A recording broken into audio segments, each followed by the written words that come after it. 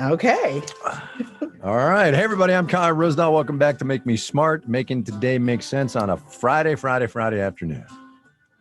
Yes, Friday. And I'm Kimberly Adams, and it is Happy Hour Friday, also known as Economics on Tap, which is a very beer-specific thing. Well, no, I guess cider can also be on tap, and in some places, wine and sake.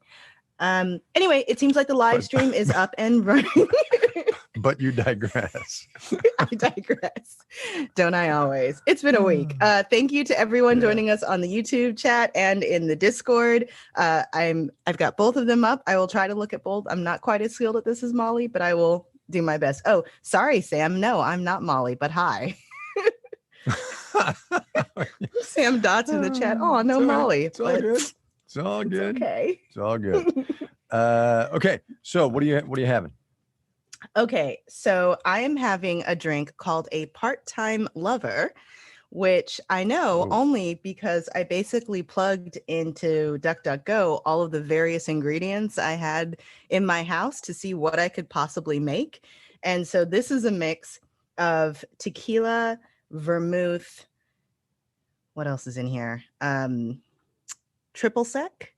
And then it's supposed to have elderflower liqueur, but I didn't have that, and so I used Aperol instead, and then it tasted kind of funny, and so I added some sort of smoky bitters to it and a little bit of orange blossom water and then a sprig of mint, and now it's tasty. Wow, that's just a lot of stuff. It's a whole lot of stuff. It was a lot. My kitchen is a little messy at the moment. But what are you drinking? Well, hang on a minute. Do you do that a lot? Actually, sort of adapt your cocktails?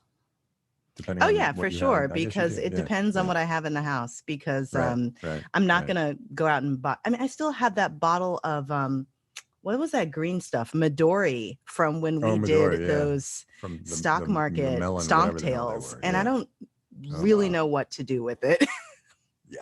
So it'll just sit there for 8 or 10 years, and then you'll move and you'll throw it away. Okay. So two things.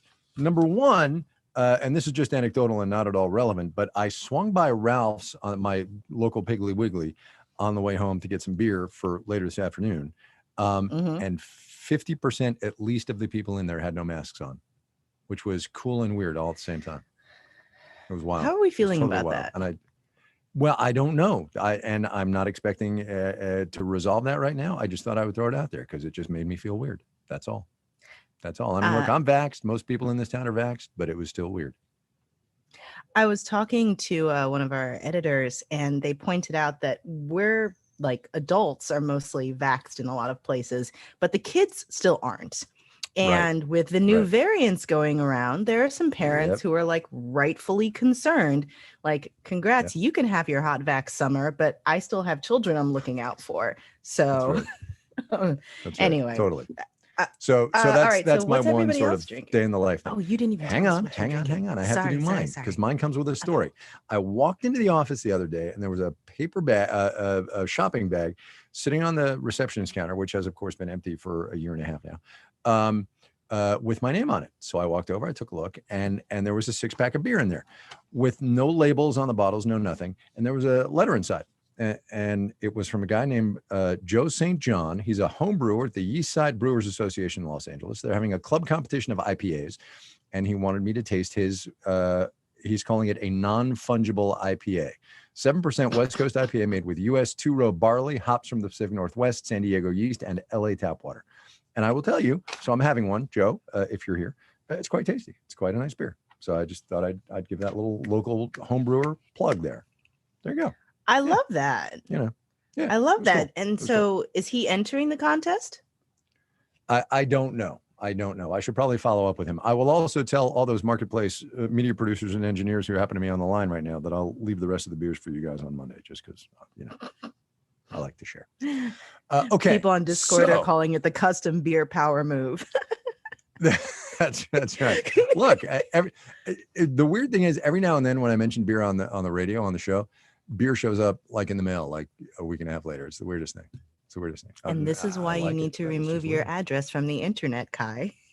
Because we've talked about this before. It's already happening. All right, let's do some news. You go. Okay. All right. So this is a very Molly inspired article that I came across today, which is from Texas Monthly. And it is the headline here, and this is coming out in the July issue. Benji is one down dog. And I clicked on it because it was like, oh, a story about a dog. And Texas Monthly has such great writing. I was like, if they're doing a story on a dog, it's going to be good. And then it turns out it happens to be the dog that belongs to that yoga instructor that Molly likes, Yoga with Adrian. It's her dog. Yeah. And this whole piece is about like the role that the dog plays in the podcast, not podcast, in the YouTube series, awesome. And like how kind it is and how she got the dog. And there's this great bit, let me scroll all the way back down towards the end, where it says, at a time when celebrities are constantly putting their feet in their mouths, and as so many did last March, making embarrassing videos of themselves covering John Lennon songs, a star who can't voice his opinion on healthcare, who can't even tweet, has a natural appeal. It's pretty hard to cancel a dog. There you go. There you go. We don't deserve dogs. We don't deserve dogs. We do not deserve dogs.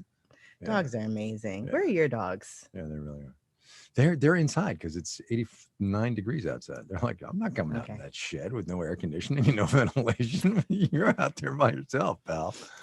Bless your heart. Are you okay? Yeah. Oh, I'm fine. Whatever. I sweat a little bit.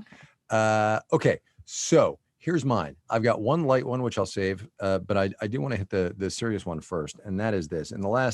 And look, I live out here and I should have been paying closer attention, but in the last like 10 days, 2 weeks, it's been super clear that we're going to have a very serious drought out west. And I commend to your attention an article in the Wall Street Journal. There have been pieces like this all over the place, talking about how bad it's going to be, specifically hydroelectrically. So first of all, the snowpack in the Sierra Nevada, from which California and many other Western states get their water, it's gone already. It's gone. It's been gone for a month and a half. It's not there.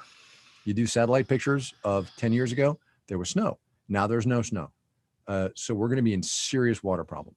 But the reservoirs that give so much of the west and southwest, their electricity is not going to be happening in the quantities we need it to happen, right? Like Oroville up in sort of central Northern California is going to be producing no electricity by the end of the summertime, right?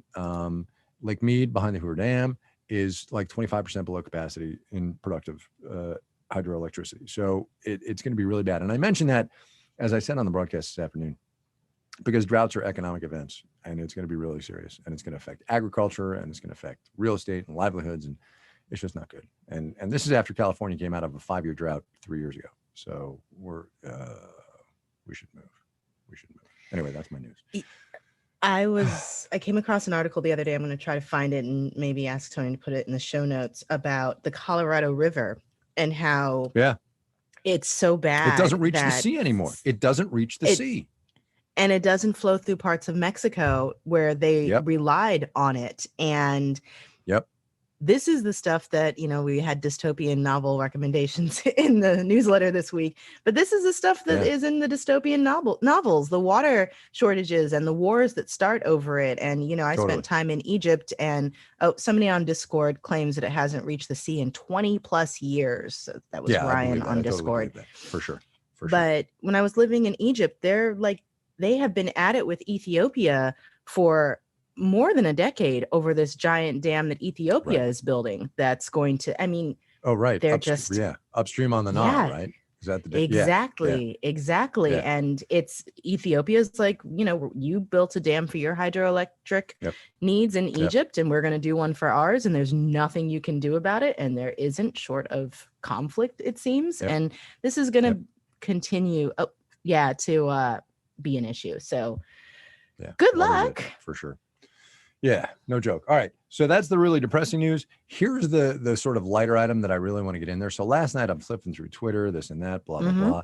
And I come upon this tweet thread from a guy named Lee Sanderlin in like the middle of Missouri someplace. He came in last place in his fantasy football league. And under the terms of the deal they made, the last place finisher had to spend 24 hours in a Waffle House. And you got an hour off your sentence for every waffle you ate. And this guy live tweeted and Tony's going to put this in the show notes. He live tweeted his experience, and he's like, okay, 2 waffles down. That's good. That's fine. An hour later, it was like 4 waffles down. I'm going to throw up. Anyway, it was awesome. It was great. It was lighthearted. It was fun. This dude did it. He got out of there after, let's see, he ate 9 waffles, so he gets 9 hours off. So he's down to like 15 hours. Spent the night in a Waffle House. Anyway, so that's my lighter item. It's in the show notes. Tony's going to have it. I just thought it was fun. It was a little slice of Americana. That's all.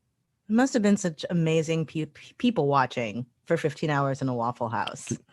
Yeah. Can you imagine? Right? Yeah. And I have to say, I love Waffle House waffles. I definitely prefer them to many other places because they're not too thick. Because a lot of times the waffles are like extra thick and it's like you can have one bite and then you're like all full. But Waffle House, you can like slather it in everything and still eat the whole thing. Sorry, that was the inner hungry Kimberly talking. Well, it's dinner time where you are. It's dinner time. It is dinner time. Charlton Thorpe, hook us up. Oh my goodness. All right. All y'all know the drill. Half full, half empty. Marketplace heartthrob Drew Jostat comes on the phone, on the line, and gives us 5 topics, I think, about which Kimberly and I will share our opinions. Mr. Jostat, you're up. Are you half full or half empty about the truce on Airbus and Boeing subsidies? Oh, wow. Kimberly? I mean, half full, it happened. It's like nothing what's the phrase about nothing is the enemy of my enemy is my friend or something like that. Right. They're all freaked out about China, and so that's right. Nothing could solve this conflict over all of those years except I guess we should give a little bit of a backstory to this one, which is that for decades and decades, Boeing and Airbus, Boeing being the U.S. major airplane manufacturer, Airbus being a major European manufacturer of airplanes, are constantly competing. They both get different kinds of subsidies from their relative governments. And the U.S. is taking France to the WTO. WTO is taking France to taking U.S. back and forth, back and forth. I'm not making sense. But there's all these trade disputes over whose subsidies are unfair when really everybody's getting some kind of subsidy. And now this week, the governments agreed when Biden was over in Europe that they were going to stand down on this fight and basically focus on not letting China take them to lunch or whatever. Right. That's exactly right. And I think that's the success story out of Biden's trip overseas. Forget the Putin thing, whatever. Getting people to think about China in a different way, I think, I don't even want to go there. That's big. So I'm half full. Okay. There you go. True. All right. Are you half full or half empty on CEO bonuses for running businesses ethically? So this is a story that was on Marketplace this week. Stephen Beard did it out of the UK. Apparently what's happening is there are bonuses being paid to corporate CEOs for running their businesses in an ethical manner. And of course, the theory, the common sense answer is, aren't you supposed to do that anyway, like for a regular paycheck? So while I'm all in favor of running business ethically, I'm not sure that CEOs ought to get extra pay for that. I'm half. I'm going to go half empty on that one because you should be doing that. And also the bonus structure in general for CEO pay is so convoluted and problematic that I am incredibly skeptical that there will not be some way to game that system, or that the metrics are going to be such that the board is going to override it and continue to pay them whatever anyway. Right. Sorry. I don't Dark even know if anybody listening to this. Well, no, I don't even know if anybody listening to this, or maybe even you currently remembers Enron collapsing and WorldCom and all of that stuff. And then Sarbanes-Oxley, which was going to be, CFOs and CEOs need to sign a document that says we've run this business properly. And you're like, okay, so there aren't going to be any more scandals. Oh, wait, yes, there are.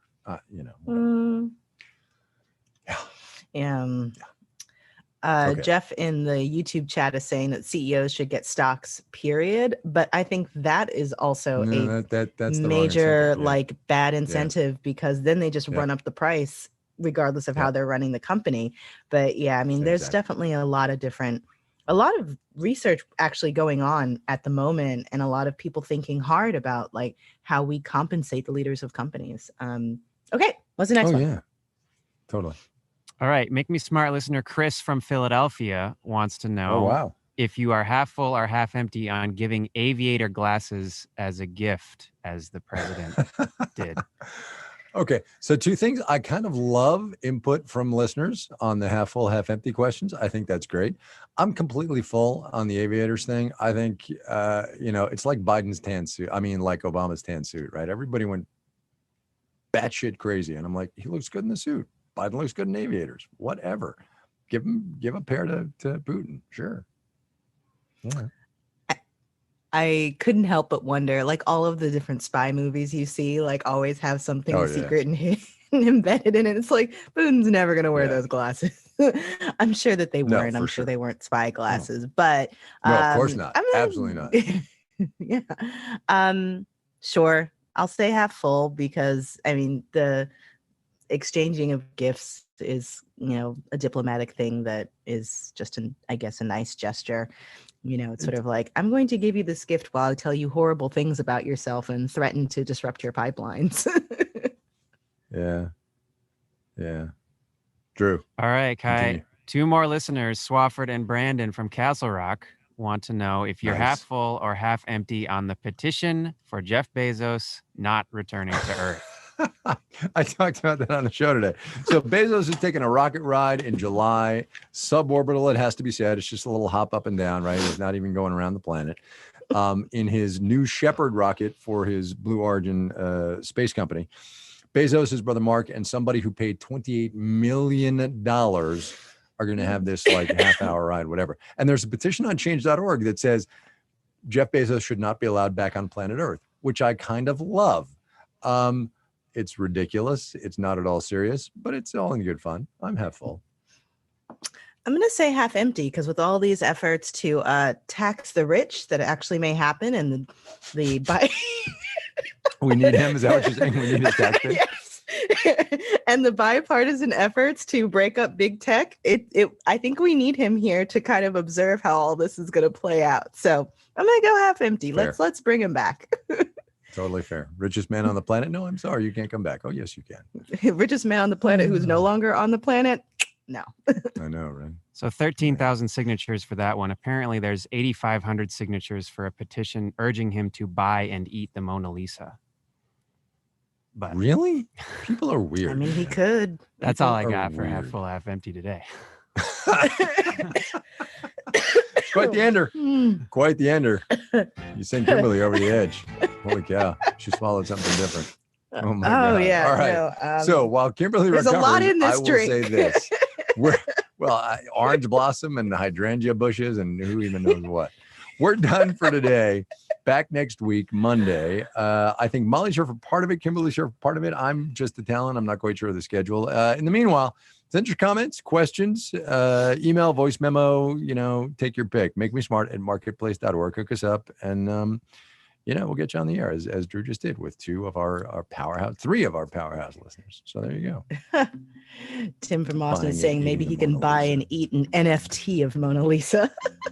All right. Oh, Matthew Carroll points out. Hang on, wait. Matthew Carroll points out in the YouTube comments, Mona Lisa equals lead paint.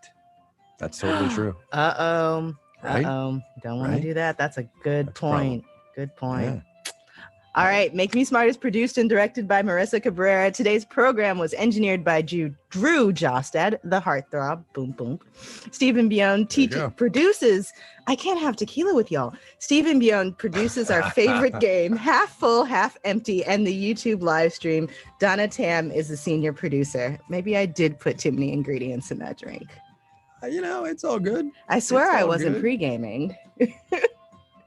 Well, look, I understand. It's like 7:00 at night wherever you are. It's been a long week. Well, it's been a long week. Cheers, Kai. For everybody. Cheers, Kimberly. We'll see you next week. Thanks for coming on. Mm-hmm. Love the tinkle.